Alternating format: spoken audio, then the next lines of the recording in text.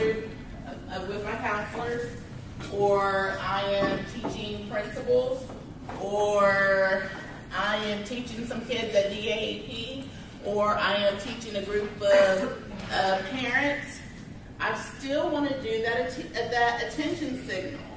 So the thing about the counselors that we are, let's not forget those things that made us great and get to that next level where you are. And some of you are on another level.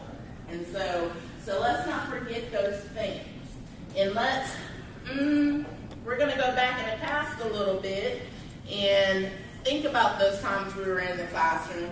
Think about that history. What about that story this morning? Was that amazing or what? It's amazing. I am Dr. Tyra Hodge. I am the SEL coordinator and PBIS coordinator for Cleveland ISD. I am also a counselor intern, a drug counselor, and whatever else my kids need me to do. So today we're going to talk about these things that get in the way. And so before I go through the presentation, I just want to give you a little bit of history about me. You know my title. We heard the story this morning.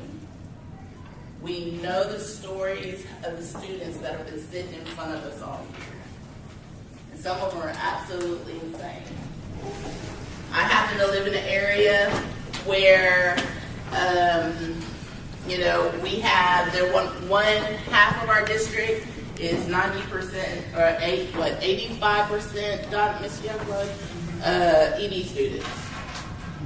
So those are a lot of newcomers. I like Tony Robbins. You can read for yourself. Some things I'm going to ask you to read with me. So my story is, first let me ask you this. In your groups, I didn't even teach you my attention signal, did you? When I say Hodge, you say class. Now let's practice. Hodge, class. Hodges, class. Hodges, class. Okay. So, and the reason why you still, even at your level, and when you're training your campus on things, the reason why you want an attention signal that demands a response is because we don't know if there is a crisis. We need to be able to get people's attention and quickly. And so when I see teachers, I do monitor a lot of teachers and help them with classroom management. That is my superpower. I worked in behavior for 10 years, 10 of my 17 years as a behavior teacher, behavior interventionist, behavior specialist. And so this SEL coordinator is just a little bit different. It's just all the behaviors mixed all up and together. So that attention signal, and if you see a teacher that their classroom is this all, and they're doing the countdown at 5, 4, 3, 2, 1, that really doesn't even work with their own kids at home, okay? Because they're still running, And so I need you to command back to me, because if I say, hey, this is a real lockdown, I've gotten your attention. Hodges, class. Hodges, class. And so when somebody else walks in and they see you doing it that's new to the group, they catch on quickly. So I don't have to do a whole new reteach until I get some more, more than just a couple kids that come in. And so let me ask you this question, and I want you to talk to your group. I want you to talk about your favorite teacher in your teacher's name in elementary school. Go.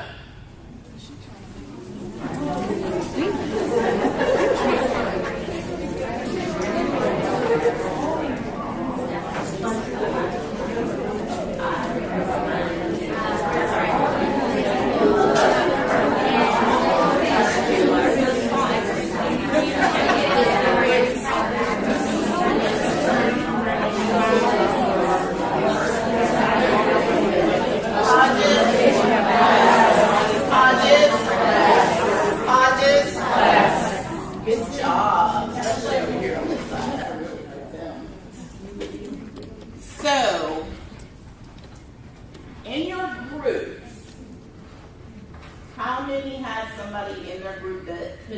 remember an elementary teacher.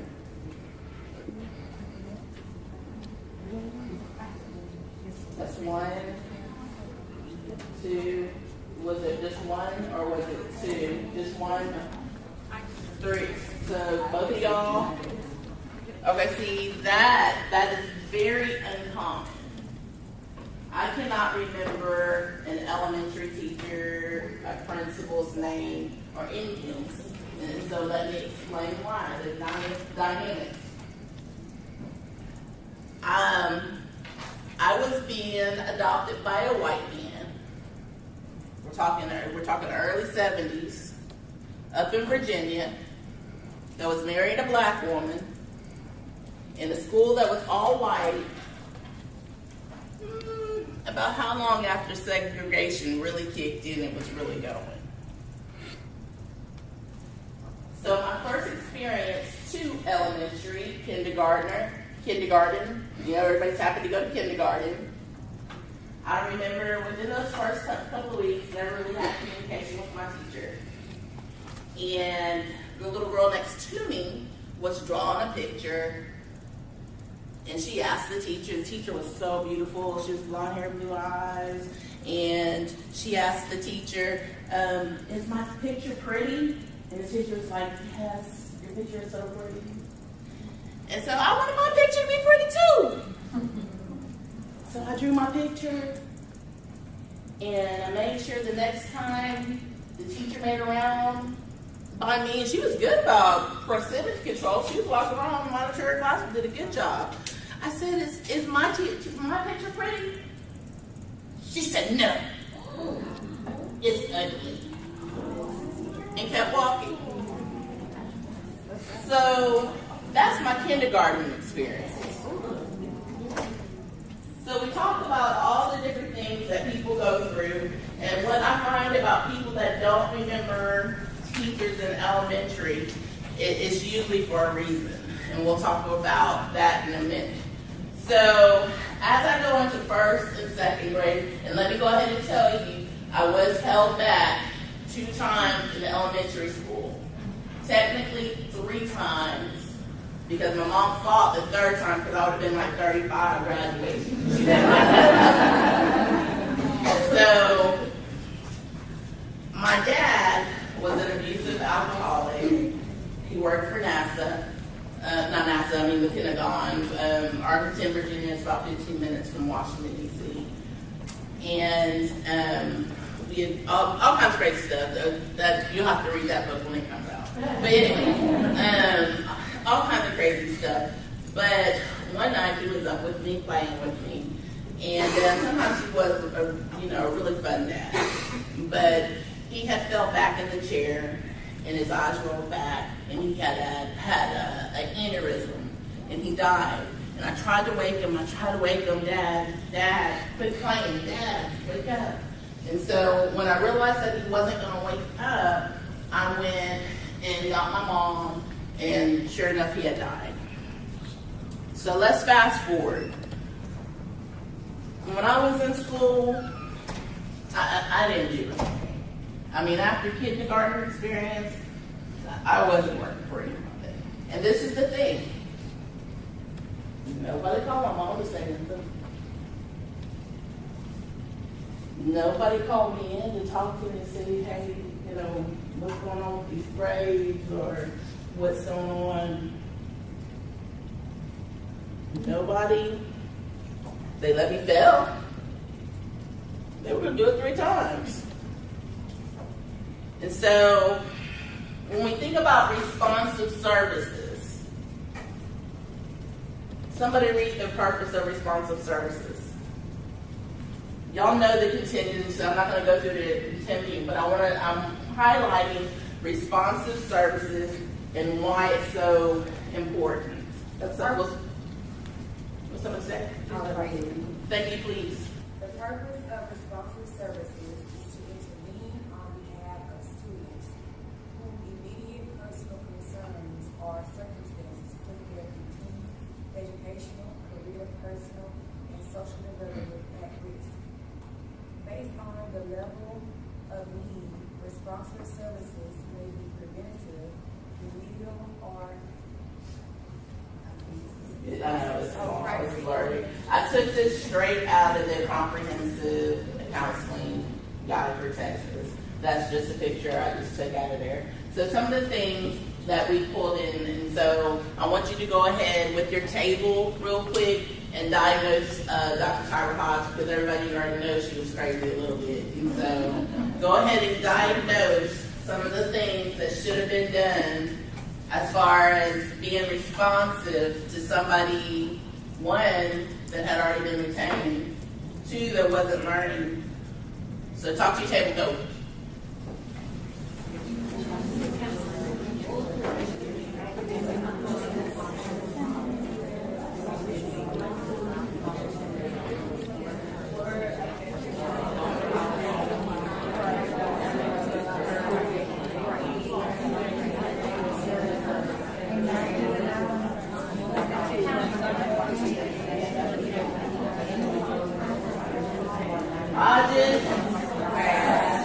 Hodges, class. Ooh, I can feel it right here. Feel it. Okay, so we're gonna talk about what you talked about in a minute as a table. You're gonna pick the person that's sitting at 1 o'clock at the table. You're gonna go first. You're gonna tell us what your group talked about.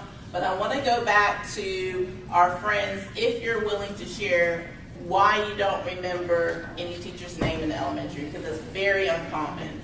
So if you're willing to share, please. Anybody. I don't want to put you on the spot unless you want to. So it's a question that gets asked in a lot of PD, like over 15 years of education, and I've always been like, why don't I remember anybody?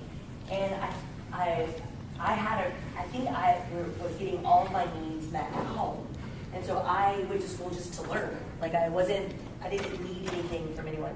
This is all speculative because I have no idea why I don't remember anyone. I don't remember anyone from high school either. Like if no one stands out to me, I'm like, oh. Okay. We're going to talk about why the kids go to school to learn too. Why they go to school. With my family, my mom was married 3 times. I went to 4 different elementary schools. So it was kind of like, I just lived, survived. Just go, okay, I'm going here today? Okay. I went to one school, started in September, moved to California in December, stayed there a year and a half in California for all of 5th, rest of 4th, all of 5th. And then, so I thought, I didn't have the full, elementary, experience. Okay, so that's very common too. Okay, we're going to start up here. Go ahead and diagnose crazy Dr. Hodge. What kind of responsive services maybe should I have gotten? 1 o'clock. So we just said that the student definitely should have had a counseling time. Parents should have been advised, maybe a push towards a career, and help the student shape their life. Very good. What you got over here? 1 o'clock.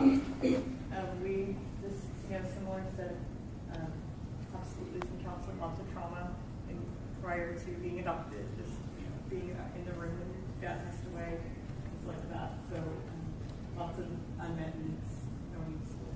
All right, one more 1 o'clock. I'm not gonna put you on the spot. One more 1 o'clock. We said about, they failed the student because they have parent conferences. They only have the parent conference towards the end, just to get the student knowing you're failing instead of doing it before. And also admin, not only the teacher failed the student, but also admin, because admin didn't make the teachers accountable for that student. So it was all around school. I'm in the room with professionals. Okay, responsive services. So at that tier 1 level, all students are getting school counseling if they need it. They're getting, if you're elementary, you're doing a lot of guidance lessons. Middle school gets harder, but you're trying to do some type of preventative stuff. The best you can. High school, we're trying to, do it during one of those, not 40-45, but would it help me, Ms. Youngblood? She's one of my favorite counselors in the whole world. With that little intervention time that we have, that's not 45. It's 45. Not 45, but that other one. Block intervention. We really are doing that this year. I'm not making it. And so, okay. And may I have another reader? All students are have provided equitable access to school counseling services through the comprehensive school counseling program. The purpose of the responsive services component is to intervene on behalf of those students whose immediate personal circumstances, concerns, or problems interfere with their healthy personal, social, educational, and career development. Okay, so now the question of what are some of the key words that are sometimes overlooked by school counselors, principals, and teachers that are in that. I'm going to come to the 1 o'clocks back here. 1 o'clock's back, any 1 o'clock's back here can answer.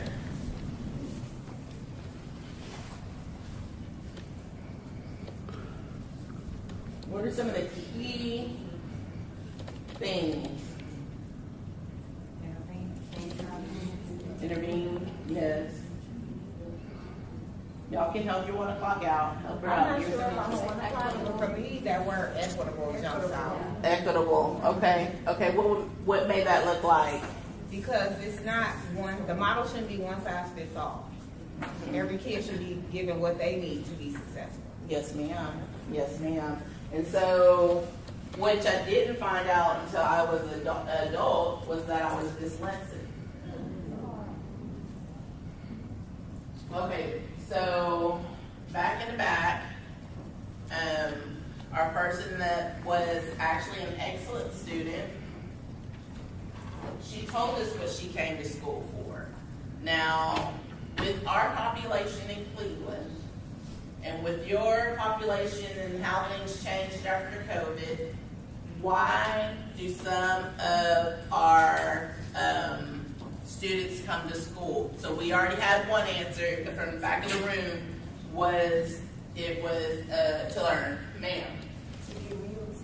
To get meals. Just a couple of weeks ago, for years I've been working on and off with, often at DAEP. He was under influence. We had to call EMT to come get him. And it was like I robbed the store and he had candy falling on the floor. It's like, so you robbed the store for candy? I said, let's change that word. You stole from the store. And so what he had disclosed to me was that it was his turn to steal from the store. This is a 16-year-old. It was his turn to steal from the store because there wasn't any food at home. Okay? And so with me, I'm going to check everything out. I've learned I don't. And so I did a pop-up home visit. The only thing that was in that house to eat was a can of red beans. There was nothing in the refrigerator, completely empty. There was nothing in the freezer. So of course, I did what I do. You did my job, but also did what was right in my heart, is make sure that we fill that house with so much food the next day. Just pulled the resources in. So when I got there, he was suspended for being intoxicated on campus. And so he was there. We brought in the food, and he started crying. This is a 16-year-old boy. He started crying. He grabbed my neck, and he said, today was my little brother's turn to steal. And I really don't want him stealing because I don't want him in trouble, but it was his turn to steal to feed him. And so he was happy that he didn't have to do that. So some come to get that meal. Anybody else? Let's see it here from a 4 o'clock. A 4 o'clock, why do some students come to school? Socialization. Socialization, yes. That's where all their friends are at. That's where they get to sell their drugs sometimes. Any more number 4s? I have some just say they have to come to school because otherwise they'll file on them because they're serious. But most of it because they know they're going to get filed on if they don't come to school. To piggyback on that, in our school we have a lot of immigrants, so they're afraid of police officers, and they're afraid that Homeland Security is going to go to their house and the kids don't come to school. So they also come to school for that because they're afraid of their status. I forgot to tell you that young man's house that we visited that day was all shot up with bullets from 2 nights before. So why was he at school? And so we heard this morning from our presenter while she was at school. Good job, y'all. Good job. So this is the thing. To be a teacher, you got to be highly qualified.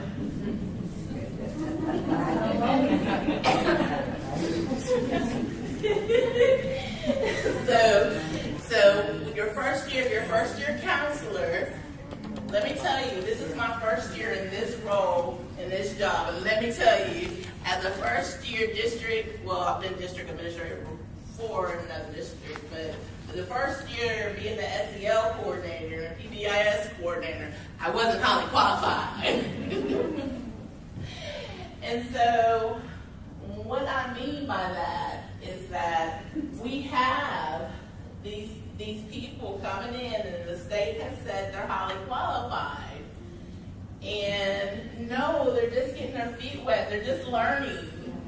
And so you as the expert counselor, there you are again as that buffer. Because them kids is driving her crazy and she don't know what to do. And so although you do not evaluate, you go sometimes to investigate why your child is acting a fool, right? And so our highly qualified may be brand new and just don't know. And that's the great thing about being a counselor. You've already been there and you've proven yourselves to leadership. Y'all are, I mean, you know in the hierarchy, y'all are up there in the hierarchy, right? That your contract says administrator, right? Right? Okay, so don't think that you're overstepping when someone needs your help. Okay? So that's a part of that responsive services, not just helping that student, but possibly helping that teacher with a little bit. And if you can't, you're too busy, then, you know, you get that coach involved. Sometimes you have to be that person. Okay, preventative services. May I please have a reader? At the prevention level, students engage with school counselors and receive counseling products and issues becoming chronic and problematic. These are routinely provided services whereby a student receives support for the development or enhancement of foundational skills. The school counselor works with students who are on the verge of choosing an unhealthy or inappropriate solution to their problems. Through preventative activities, a school counselor works to remove barriers that may interfere with the student's educational, career, personal, and social development. Okay, so now what you're going to do, you're going to go back to your group. 6 o'clock is going to prevent, but as a group, y'all are going to give her the information. Somebody's going to document information. You're going to go ahead and fix Dr. Hodge again, okay? The second grade for the second time, Dr. Hodge. And then y'all are going to, 6 o'clock is going to present. I want everybody to be able to, every group to be able to share what they came up with. As far as, this is the first in that, the first part of that responsive services, okay? So do what you do. Or is that the second? Second. Go. I need a combination.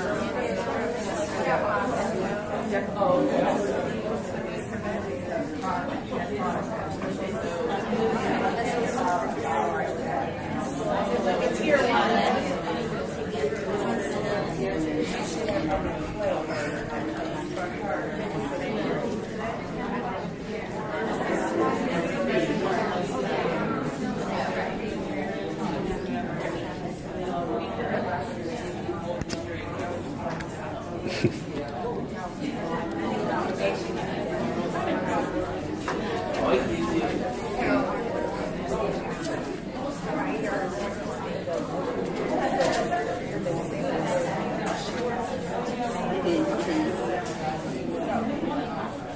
Because if you already saw, first you would probably go back to where you saw that first report card or that first 3 weeks, maybe monitoring after it, what do you call it, the progress report.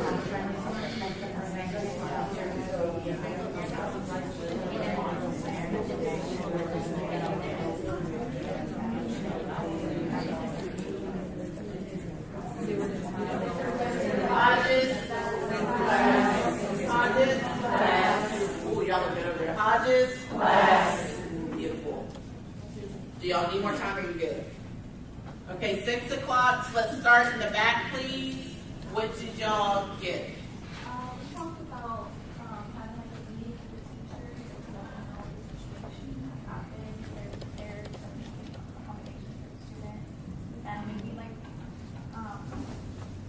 scheduling weekly sessions with the students so they can check in throughout the year. Beautiful, beautiful. Anybody that's not really in a kind of weird state group? Yes, ma'am. Me? Yes, ma'am. I heard someone say, maybe as we're meeting with the teacher and the parent, have maybe the student go into RTI or try to see if the student fits the regulations to see if 504 probation is being implemented. Maybe there's a social or emotional something going on, or there's some behavior going on, have possibly a visit. Right. There's a need. You found out later that you were dyslexic. I just thought I was stupid. 6 o'clock. Yeah, so we talked about teaching SEL skills, such as resilience. Also meeting with parents, anything that they might need, and explaining the situation and what you were going through. Yeah, and then we also talked about setting goals, long goals, instead of day by day. So goals for the future. So we will see it doing that. I'm just going to steal all that and go back and tell my counselors to do that with their teachers. Come on, Miss Youngblood. Make me look good. So we talked about 504. Talked about with the parents. We talked about, I even said maybe GT. You never know. Some of my GT kids I have are. It's true. It's true. I found one of those. I won't tell that story today, but I did find one of those. Yeah, see, They used to so- hide under their table and cry. Ended up being GT. See? I also have something to say about A GT. GT? A lot of my kids that came from junior high as a GT got burnt out, and now they're third time in another. So sometimes we miss a little bit. Right. Now, who's going to say 6 o'clock? You look at who got the, who's your 6 o'clock? Okay. We talked about the 504 and the teacher, providing resources and that we could have, or they could have committed people outside their Okay. to deal with the safety of the father and actually with there's a whole two different levels. Right. So and it's just making sure that there's a system and keeping up with where you are and where you're at. Okay. Y'all are fixing me already. I'm going to get another PhD. So we talked about like academically, progress monitoring, regularly monitoring students' data, having them refer to RCI to surgery interventions, individual counseling, maybe some outside therapy referrals, tutorials to help the student get caught up, but also like supporting the relationship between the teacher, the student, and the family or the parent, regular communication, home, required parent conferences at least one per semester, and regular check-ins with the counselor. Man, this all rude. Why don't y'all know I'm hiring? She pretty much said everything. Well, the thing is that I'm hearing the same thing. There might be some little extra stuff that you're considering, but do you see how it's taken a group to come together and to debrief about this child, not just making snap decisions? And because y'all came as a group, y'all are coming up with some of the same systems and the process. I was gonna add though, because in our district, we also do the class schedules and elementary level. One thing being that was a new student to the campus would be a good idea to check what the records say from the previous school. You know, call and see, hey, were you guys experiencing these same behaviors? Do you have any academic concerns? That way, our school can say, okay, well, definitely something major has happened that was in the previous. Wow. And see, it wasn't a behavior problem because what I didn't tell you, my mom eventually became a cop and she had a gun belt. Do y'all have a Same kind of thing, people show up at MTSS or collaborative, getting together with all the other teachers to see what was going on. Okay. Very good. Very good, y'all. Y'all make this fun. Then, okay, what are you doing in this? Y'all just told me that. I'm a little ahead of the thing. That means I actually was learning my PowerPoint. Okay, remedial services. Will somebody read or perform? Remediation is a necessary school counselor response once a situation is taking place and an intervention is necessary to assist the student in resolving the problem. This is a median or intermediate approach to interventions which are consistent with students who have already made unwise choices or have not coped well with problem situations. During this approach, school counselors take a closer look at precipitating and antecedent factors. What changes or plans need to be made, reflect upon what went well during the process, and often follow up with the student who needed a particular intervention. Interventions are developed to assist students who are not coping well with problem situations or have made unwise choices. Okay, so thank you very much. So I'm going to pull out the main points in this. Precipitating, I call them precipitating factors, and antecedent behaviors. I'm pulling that out of this because this is one that gets overlooked when we're developing that comprehensive school counseling plan. I love her. She helps me so much. Precipitating factors. And so I'm going to show you a short video. Now, let me warn you, because I don't want to do what I did to somebody else. I used to teach a lot of CPI. And so you're about to see a car crash. And so if you had any issues or trauma relating to car crashes, you may leave the room for a second.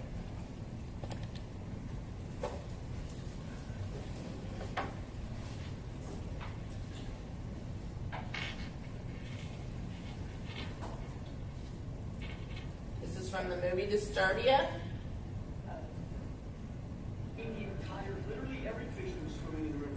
Truck right now. You're kidding. No, I'm not kidding. Yeah, are you sure you two aren't stopping off and buying a fish like you did last time? What? How are we gonna stop off my fish like the last time? No, Mom, come on, we gotta get you savvy for that. Look at this guy. Come on, jackass. Hey. No, not your mom. I'm sorry, Mom. Hey, babe, you should have seen him today. Got enough fish for a week. How long do you think you'll be? I don't know, about an hour?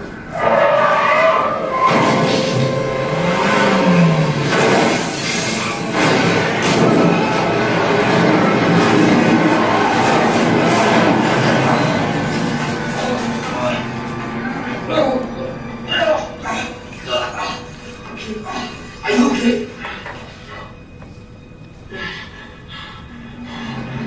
Get him!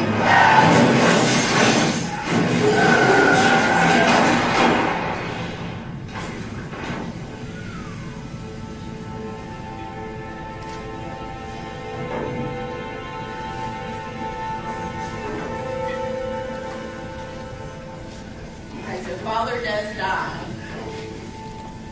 My goal is never to traumatize my students or re-traumatize them.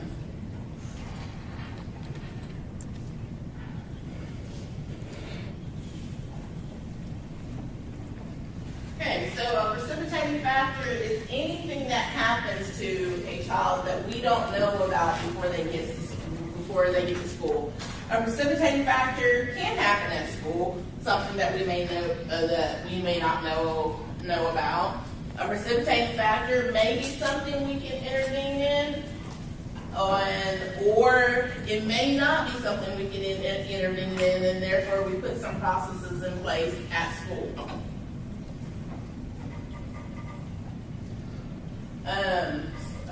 Okay, so go ahead and discuss. Let's see, we got 6 o'clock. Okay, so 8 or 9 o'clock, y'all are gonna present. Let's talk about precipitating factors.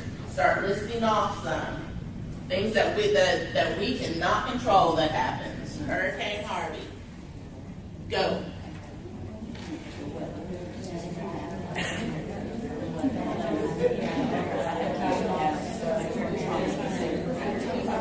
Comprehensive school counseling. How come I've been saying that to you for like, I get in front of people and I can't say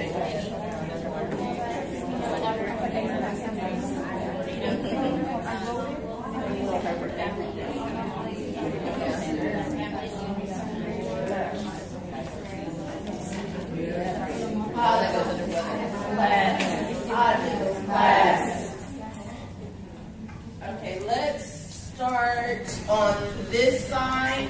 So we said 8, 9 o'clock. What you got? Weather, COVID, COVID, yeah. tornadoes, family loss, divorce, separation. Yes, ma'am. This case.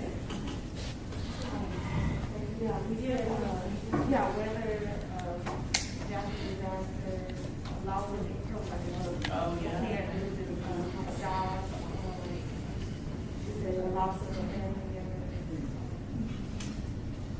Maybe the father or mother abuses, Yeah, it'll control a lot of things. We said, whether death, abuse, divorce, some of the What about here? You said a social events, weather, family dynamics. What about here?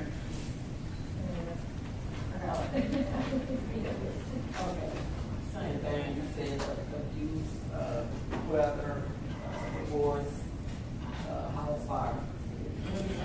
Oh, okay, yeah. So, loss of family. And loss of kids.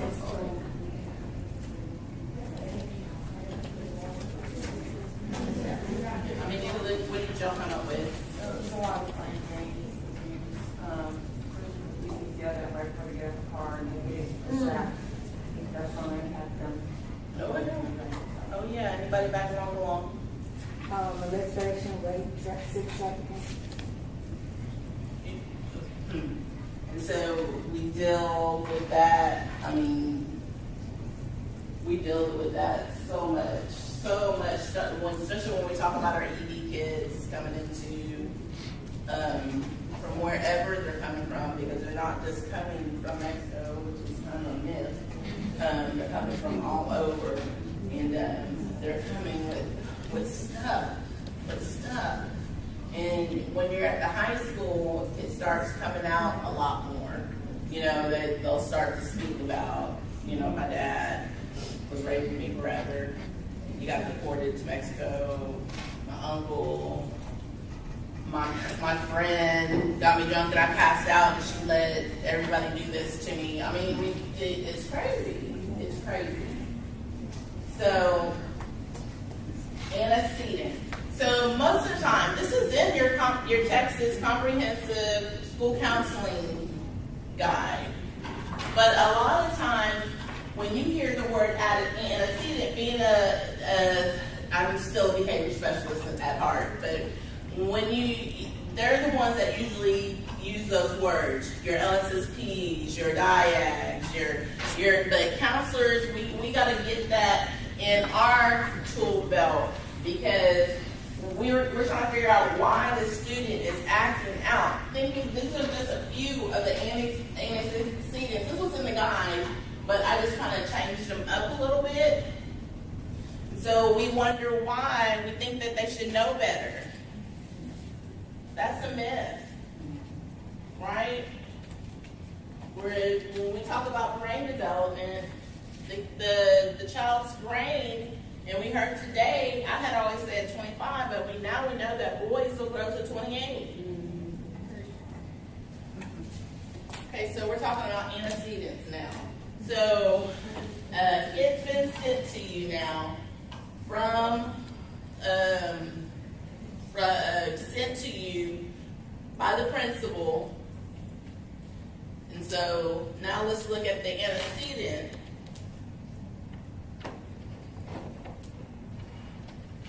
That you were tasked to find out.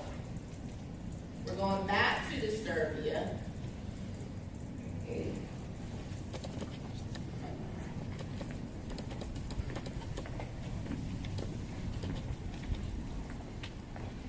it on? So, Kel, think you could stay conscious long enough to tell us your plans? For Same boy in the accident. Months ahead.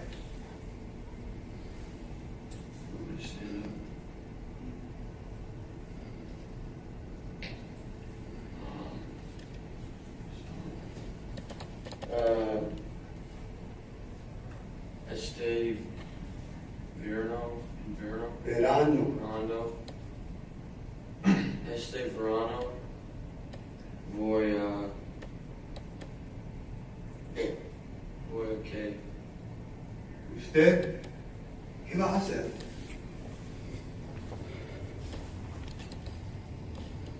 I don't know what you said. I didn't read that far in the book.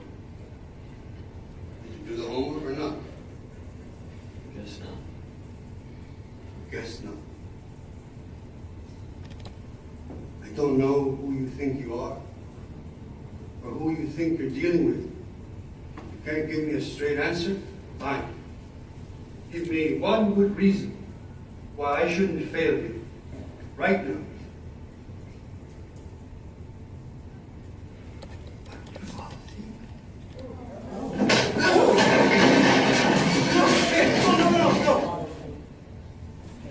So now we have this young man. So now we have a young man that's now sitting in court because of a precipitating factor. What was the antecedent? Do we understand? Do y'all understand what the antecedent is? Okay. Yes, ma'am. Yes, ma'am. Is that behavior that happens, or that is that thing that happens right before the behavior? What was the? I want y'all to go with your group. Go with your group. And I want you to talk about the different antecedents that could have caused behaviors, not just that last one about the dad, but there was so much wrong in that classroom. Me and that teacher would have had issues, right? Talk to your group. Go.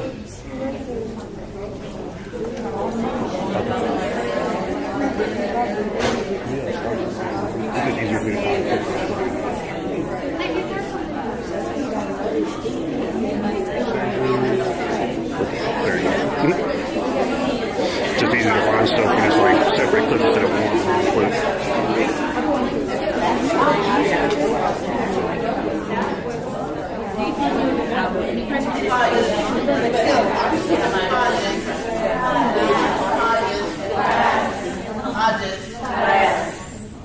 And so, with that, with your teachers, and when you're teaching your teachers attention signals, that goes across Safe and Civil School, 7 Steps, Fundamental 5, everything is going to bring you back to teaching that attention signal. Although they struggle with it in the beginning, when it really counts, and down the road, those kids, they start responding, and they also feel that culture. They start to feel a culture, hey, we do this together. Okay, so this is going to be a free-for-all. So anybody may share their thoughts, because this was an emotional 2 clips. Do you have something to say? We are talking about the antecedent. Yes, ma'am. I think everything was an antecedent. From him trying to avoid being something thrown at you, waking up out of your sleep by being shocked, then being put on the spot to stand up, being grilled in front of your peers, being embarrassed in front of your peers, and the proximity closing in, getting into your personal space, and then that final push. What would your father think? Everything was. Do you think Mr. Gutierrez knew about the father? Yes, he did. Yes, he did, because he said, "What would your father?" What would he absolutely know. But my thing is, you know what kind of relationship that they have. Like, I'm not even comfortable with you making that comment about my father. So you don't even know. He might not even have a relationship with the siblings. Right. So you make that comment. But I just think the situation should have been avoided totally. Honestly, I would have left him alone. And once class was over and the students, all the other students were, I would have gone to him, but in a much different way. Like, hey, I noticed you've been sleeping a lot, you want to kind of talk about what's going on. But yeah, all of it was. No, it is a good practice to try to wake the students. So it's okay to try to wake them. What you got to say? I was gonna say, like, something I really noticed was like kind of like how he almost was attacking masculinity a little bit. Like he almost was squared up on him. Yeah, he kind of did. You didn't give me like I deserve respect answer. Like then it was like this kind of that era. Like you're attacking my masculinity, so now I'm punching in the face because you're not going to call me. You're not going to emasculate me in front of you. Right. So I'm gonna show who I am right now. So Okay, so I'm going to go a step further. He just said something about masculine. You know, what do we know about our kids right now that have two parents working and that are taking care of their families? You know, at 5, 6, 7 years old, and you gonna tell me what to do? I'm taking care of my own house. You know, I'm running the house. While my parents are working, while my mom is at work, or while my dad is at work, because my mom ain't in the picture. Who else has something to say about that? I was just gonna say that whole interaction was inappropriate on the adult's behalf. He was taking him sleeping during his lesson personally, and sometimes it's just, and I know when I was in the classroom, it's about your approach, how you approach a kid. There's a big difference between saying, hey, get up while you're not working, and saying, sweetheart, what do you need in order to get started? There's a big difference, just the effort you take to get into the kid. And I was that kid that sat in class, and I just flew under the radar because I didn't say anything, and nobody knew for years the things that I was experiencing. And so you have to get to know your kids, and you have to make sure that your approach is right so that kids will open up to you. And sometimes they'll lay the problem out for you if they feel like your heart is in the right place when you ask. Do you think anybody, because when something like that happens, if I am like, if Esther's on the phone right here and I'm presenting in the classroom and she's sitting there texting and I go take her phone, yeah, fight or flight. Right? So not just the fight or flight that I just took her phone from her in front of the class. Alliances have been drawn in that classroom. Half of this class, some are going to be scared and they're going to put their phone up, right? But then some are going to be like, you're wrong. You're wrong. Right? When you but then you're still going to have some people that were like, well, she shouldn't have had her phone out. I would have got in trouble if my phone was out. Alliances are drawn. And so, not just that, no one will ever be able to trust that teacher again. Yeah. Ever. So, go ahead. Who was saying something? Oh, it was me. I was just saying that I think that when you put any person's back up against the wall, they come out swinging, and we forget that includes kids. It's just a natural reaction. And I think with that, it was more of a control thing instead of trying to figure out where that kids are. And so, how many students are sitting in our office right now because of a power control? I do a whole nother training on rational detachment. So with this precipitating factors and antecedents, when your LSSP gets involved or your DIAC gets involved, but this is something that you need to look at as well. You have that antecedent behavior consequence. right? So that consequence is not necessarily, oh, the kid went to jail, and it's not necessarily that. It's the behavior that happens right after. Outside of going to jail for that kid, what were some of the other consequences of that behavior?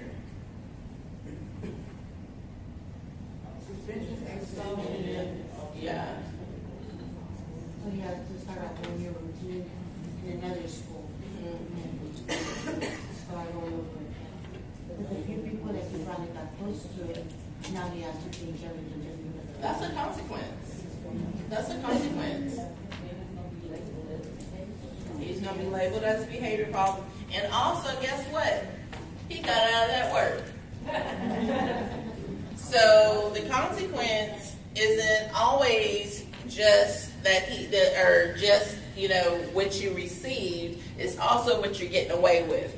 Anytime there's a behavior, it's always to either gain something or to avoid, right? So sometimes the consequence doesn't look like it. Now there's good consequences for good behavior, right? We get paychecks. That's our consequence. Our antecedents, we go to work. Behavior, we do it right, yes ma'am. I was going to say, like our kids, a lot of our students are always sleeping. So as a teacher, you really don't know why the student's sleeping. A lot of ours is because they've been working till 1, 2 in the morning to support their families. So the teacher went about that all way wrong. So, because you just don't know what the students are going through. And just take them outside and talk to them privately or else. So I had one teacher that couldn't handle one of my students that dressed in a skirt that was a boy. So he sent him to me. So I had to explain to the teacher that was fine, but you need to talk to the student as well. Yes. And so that's who you are. Now, in some cases, like with Mr. Gutierrez, as a counselor, this is actually just for my morbid curiosity. What would you have done if this was your kid? Yes, ma'am.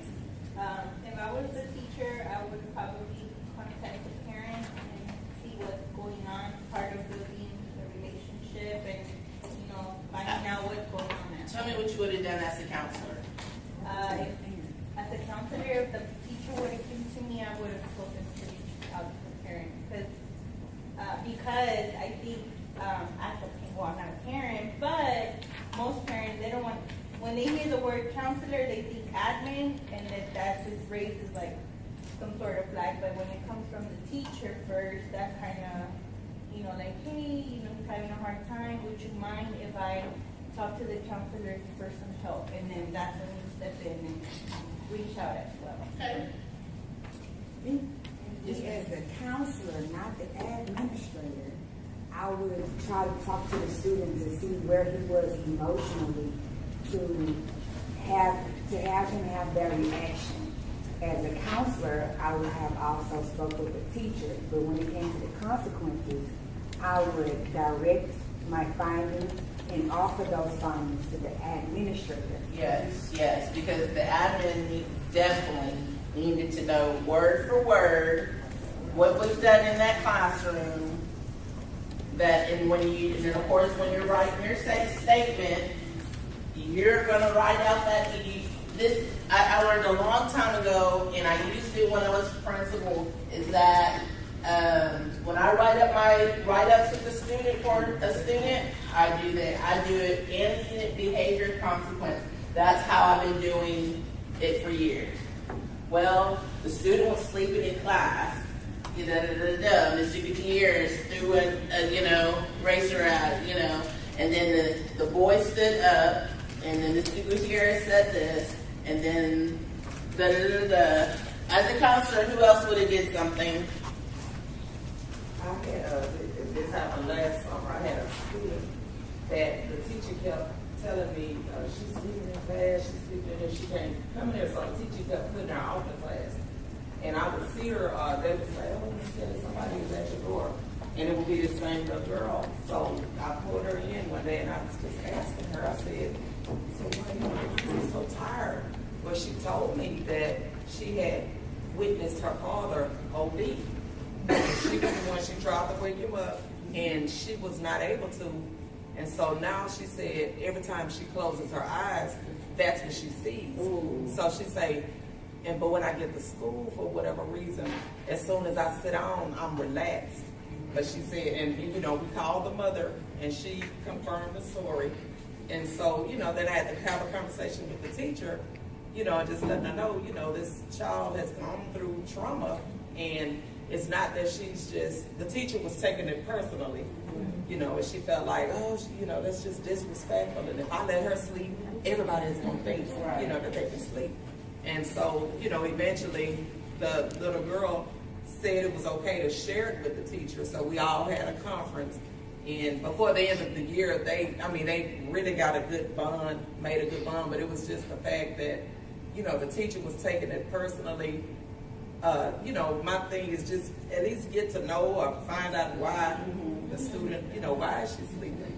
And so if we're able or if we're fortunate enough to know what that precipitating factor was, and a teacher is still resistant on an accommodation, I usually just say, hey, you know JoJo, instead the one that is in the wheelchair, you're right. We should just push him out of that wheelchair. No, I've never said that before. Because he should be walking around just like everybody else, but I usually use a crutch. I usually say, you're right, we should just take that crutch away from him and make him walk just as fast as everybody and give him consequences based on that. And then I usually just sit there for a minute. Sometimes you have to tell the teachers, like, give them, because I don't tell them everything they have to do because sometimes they know. But, you know, we have one teacher that actually never feels, and I have to remind her and give her the example and let her process it, and then she'll come back and she's like, you know what, I understand what you're saying, but I'm like, but why do we have to keep doing this? Because you keep, I don't want to say agitating the student, but that's basically what she's doing. And I'm like, you know that this is an issue, you already, but there's no reason, and I said, I understand that, but at the end of the day, we know already what that happened, because we have gang activities and things like that. They're middle school students. It's their life. So at the end of the day, we can't fix everything, but we can try. And I have to explain that to her. And I'm like, you're not the person to fix the kid. Refer them over. If they're doing something, let us know, and we'll go from there. But process it. And sometimes it takes them 2 or 3 days. But I'll give her examples, and I'm like, okay, because she doesn't have any kids, she really doesn't have any family to kind of go back to. So I have to give her the examples and like, okay, come back to me in about 2 days, or what else we can do to help this kid. Sometimes we have to be that person because we're doing a threat assessment, and so everybody in here probably should be a part of the threat assessment team, right? And so we often ask during that threat assessment, who is the one adult that you can go to? And sometimes we have to look outside ourselves and be that person. How are we on time over here? I am Dr. Tara Hodge.